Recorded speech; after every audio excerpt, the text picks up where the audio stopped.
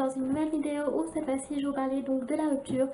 Je vais en fait, donc comme vous avez pu voir sur le titre, vous donner donc 10 conseils pour pouvoir mieux surmonter donc une rupture, l'accepter.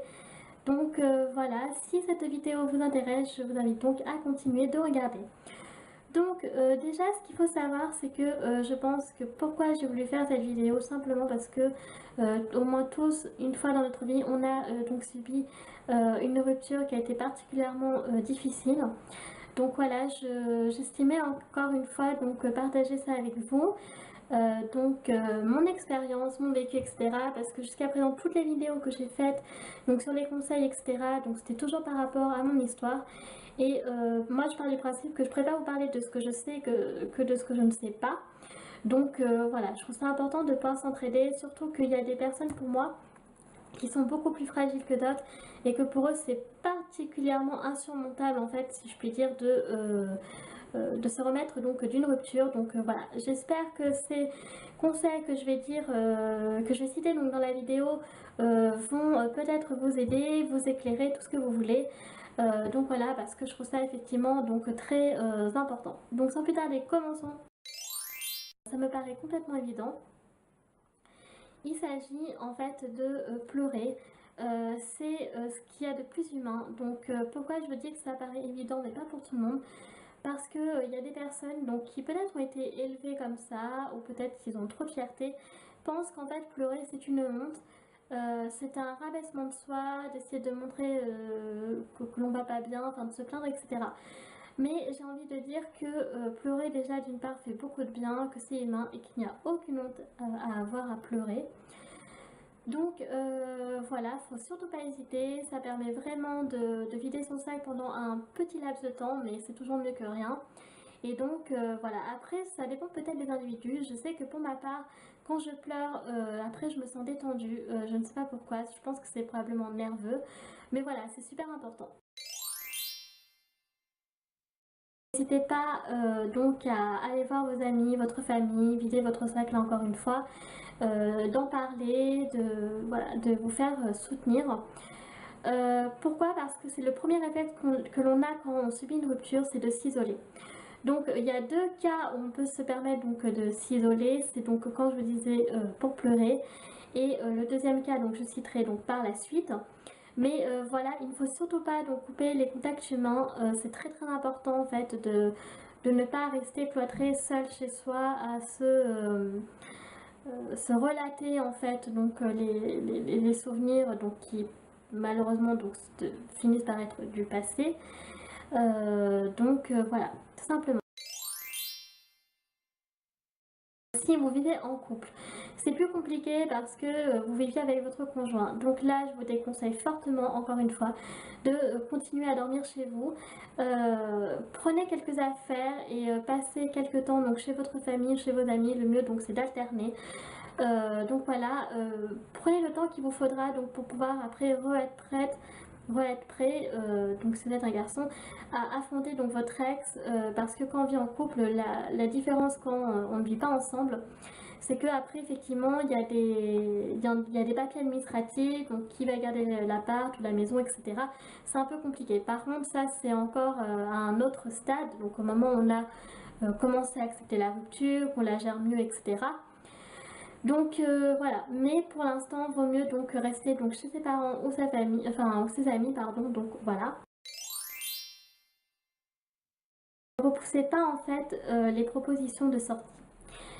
Pendant cette période-là, il y a votre famille, vos amis qui vont proposer, je sais pas moi, d'aller au cinéma, au resto, etc. Surtout acceptez. Ne repoussez surtout pas. Accepter, c'est une façon aussi voilà, de passer à autre chose, ne serait-ce qu'un petit moment. Voilà, de vous vider de tous ces problèmes-là, voilà, de passer complètement à autre chose, profiter en essayant de sourire un tout petit peu si c'est possible. Mais si vous n'y arrivez pas, au moins de passer du temps donc, sur quelque chose qui vous fait, vous évite de penser donc, à votre relation.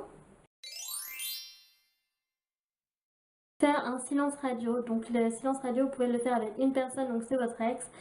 Quand on vient juste donc de rompre avec donc son ex, Il n'est pas bien en fait de dialoguer. La première chose que l'on a tendance à faire aussi, c'est d'harceler son ex, de texto, d'appel, etc. Il faut surtout éviter de faire ça. Pourquoi? Parce qu'après, donc ça va couper un lien.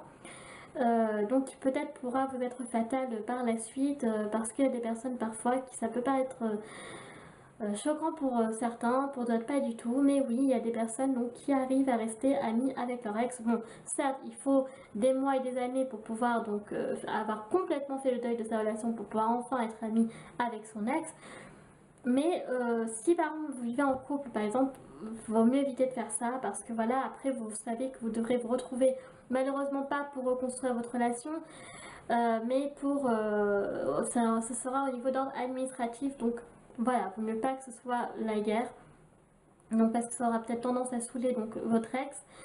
Donc voilà, et puis c'est pas bon pour vous, ça va vous mettre dans un univers malsain, vous allez devenir parano, vous allez croire en l'espoir qu'il n'y a plus. Donc voilà. C'est quand on est mieux, on commence en fait à tête reposée, à essayer de comprendre qu'est-ce qui a poussé votre ex à rompre avec vous. Parce que ça aussi c'est un moyen en fait de surmonter la relation, la rupture pardon. Voilà, je me dis tiens si j'ai fait ça, j'ai fait ça, j'ai fait ça, que ça n'allait pas, ben, peut-être qu'au final vous allez finir par vous dire ouais mais peut-être que finalement il a bien eu raison, il ou elle a fait donc le pas avant moi. Et voilà, donc ça aussi c'est encore un autre moyen de pouvoir essayer de surmonter la rupture. Se recentrer sur soi-même, essayer de se poser les bonnes questions, qu'est-ce qui est bénéfique pour moi, peut-être que c'est pas plus mal comme ça. Ça peut paraître bizarre, mais il faut profiter de cette rupture et d'un nouveau célibat pour pouvoir se dire voilà, au final je ne suis plus avec lui ou avec elle et c'est peut-être pas plus mal comme ça. Peut-être que vous êtes privé de choses donc que vous ne pouviez pas faire avant. Surtout ne vous privez pas. Vous êtes dans une situation où vous pouvez vous permettre en fait de faire donc tout ce que vous avez envie. Donc ça peut être, je sais pas moi, un resto, un ciné ou tout ce que vous voulez ou même un bon plat. N'hésitez pas non plus à prendre quelque chose qui coûte 3 fois rien. C'est par exemple faire un bon bain chaud ou une bonne douche bien chaude. Parce que ça aussi pendant pendant un court moment vous allez vous détendre pour une fois et faire le vide dans votre tête et donc vous déconnecter de la réalité et ça c'est super bien.